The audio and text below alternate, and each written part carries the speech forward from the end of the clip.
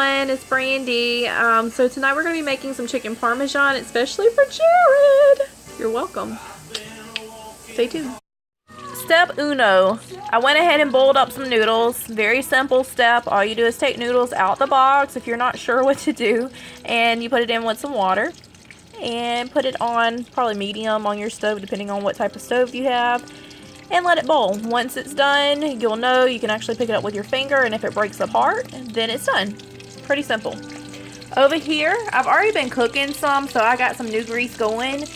With my grease, I use canola oil. You can use anything. I've used sunflower oil. I've also used vegetable oil, whatever your preference is. But I also put some butter in with it, so this is going to give it a little extra flavor. It's not very healthy for you, but it'll give it that extra pop you need. Alright, for my next step, I have my batter pretty much done. All it is self-rising flour. And then I took my spices, which here's the lineup. Hidden Valley Ranch seasoning, garlic powder, ginger, Worcestershire, or however you say that word, pub burger mix, and some paprika. I took all of those and put it in that bowl, mixed it up really good. Took my chicken, washed it off, cut it up however I wanted it. I did pretty flat chicken. And now I'm done seasoning it. It's about time to put it in the grease. Let's get greasy.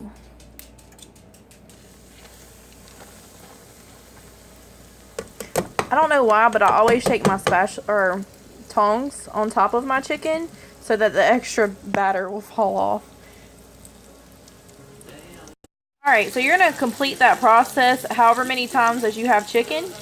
And I'll go ahead and give you a little secret. So what I do is, instead of cooking the chicken all the way through, is I go ahead and set my stove to 350 and let it go ahead and get nice and hot.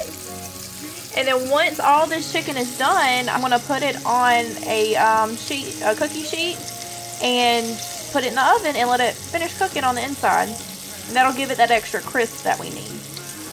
For some of y'all non-cookers out there, the way that you know that it's time to flip this chicken is we're going to just kind of peek at it. And if I flip it a little bit and it's got that golden crisp on the end, we're going to go ahead and flip it. Look how pretty that one is compared to this side. Same thing with that one. It's pretty crispy. I'm going to go ahead and flip it too. So I am done cooking my chicken. As you can see, I have it in my little cookie sheet here. Don't be scared if some of your chicken comes out a little darker than the others. The reason why mine did is because I let the grease sit too long, so some of the grease kind of got burned a little. But that doesn't have any hurting on your chicken. It's still going to taste very delicious, I promise. Especially since you put that butter in there. That was a good call, if I do say so myself.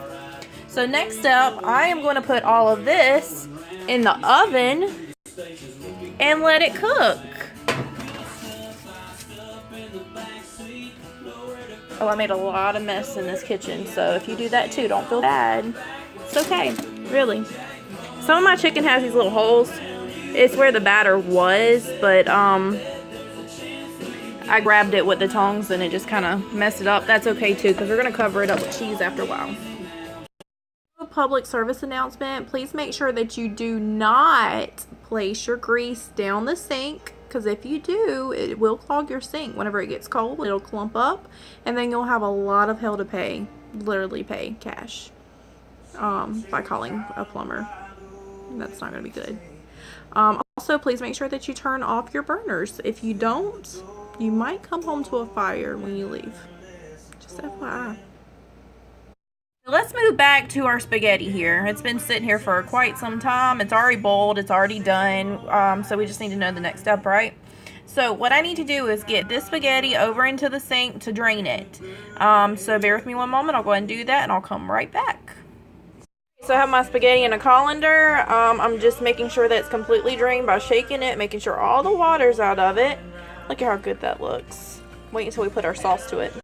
So once you have drained your pasta, all you're going to do is just pretty much put it back into the same pot that you used to cook it in. That's what I do anyways. Got a mess all over the stove. Anyways, we'll get to that here in a minute. So once I put it back in my pot, I put some butter, more butter into it. Butter's the key to every dish. Just just FYI, especially if you're Southern.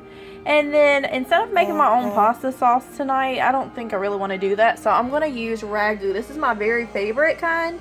Ragu super chunky mushroom. If you don't like mushrooms, you can change it. You can do whatever you want to. But this is my favorite. So that's what we're going to use. And I'm going to put it all in here. Stir it up. Make sure everything is covered. And I'll be right back. Alright, so I've already mixed it all up. And I put it into my casserole dish. Along in my casserole dish, I put some butter on top. Give it that extra flavor again. And then all that's left to do is to put some cheese on it and put it in the oven. So I use Fiesta blend, extra sharp, provolone, and mozzarella.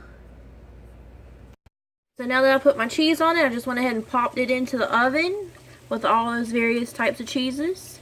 It doesn't have to be pretty because all that cheese is going to melt together. And then once you get done with that, put it on broil for a couple of minutes, like 2 to 3 minutes. Let it get a little burnt on the top. That's how I like it. If you don't like burnt cheese, you don't have to do that. And then that's pretty much it. For your chicken up here, it's looking really, really good. For the original recipe, you'll put some more sauce on it. And then cover it with cheese, put it back on bake. Now, for my weird family, some of the guys don't like the sauce on the chicken. So I'm going to leave half of it without the sauce. We'll get to that here in a few.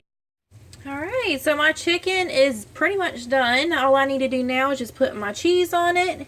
And then put it back in the bake. As promised with the spaghetti. All that cheese did melt evenly. It's all the way across that spaghetti with maybe like 1 or 2 little openings. But don't worry, that'll clear it too.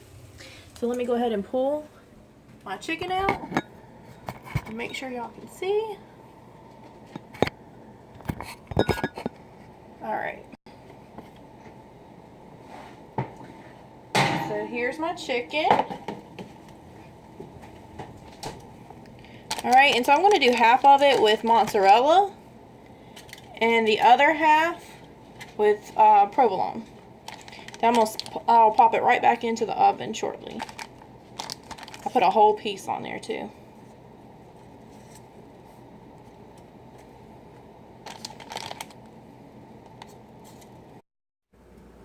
So since everything I have in this oven has cheese on it, I'm going to go ahead and put the broiler on. You can see the cheese kind of bubbling down there. That's a really good sign.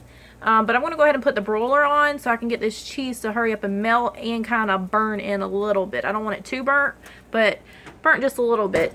So to turn on my broil, your oven might be a little bit different. I have to turn off my oven. And then I have to click on broil. And then there's a high broil and a low broil. I personally like the low broil. It takes a little bit longer, but it's easier to keep up with. And I just started. And that oven's going to get super, super hot. And it'll go ahead and get everything really toasty for me. Side note on that is when you put it on broil, only leave it on for just a couple of minutes. You don't want it too long because it's going to get really hot in there and it will burn your food up. So just be careful with that. Alright, so we've only had the broiler on for maybe a total of 1 to 1.5 minutes. So this is what it does. You see how it's melting that cheese and it's burning it to a little crisp? That's really, really good stuff. That's going to be delicious when it comes out. And actually, I think I'm going to go ahead and take the chicken out now. And I'm going to let the spaghetti broil because the heat is coming from the top of the stove. The spaghetti's not really hitting on too much with the broiler. So I'll pull that out and then we'll work on the spaghetti next. Alright, and there is your spaghetti. I got the cheese a little burnt, just how I like it. Not too burnt, but just a little. And then I got my chicken ready to go. It's got that crispy cheese on it. Now, like I said earlier, if you want the sauce on it, you're more than welcome to put that on there. I did it because I put extra sauce in the spaghetti so that I can sop mine, and because I have weird family members. Alright, that concludes this evening's edition of Brandy Cooks. Have a great evening.